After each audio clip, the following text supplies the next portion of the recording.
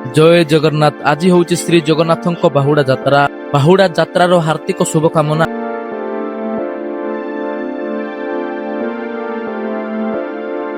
तो मु पहुंची गली आम गाँव गुंडीचा मंदिर पाखरे।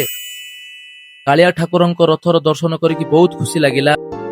आउ एतिकी भितरे घंट हरिबोल कीर्तन आरंभ हो जाइथिला। तो धीरे धीरे बहुत भीड़ होबाकू लागिथिला। तो मते बहुत गरम लागिला। मु ठंडा हबा पई पळे आसिली फूड बास्केट को। आउ आइसक्रीम गोटे चाखी चाखी खाई देली। तापर हेला ननार एंट्री।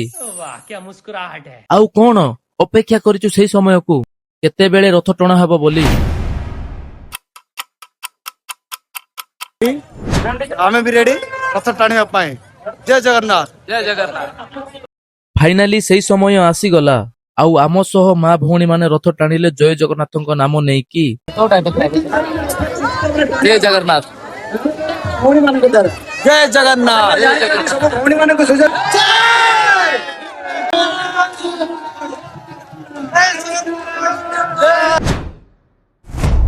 आउ घंट कीर्तन रे बहुत नाचिलु। नाचिला बेले हठात एंट्री हो गला गोटे दानव।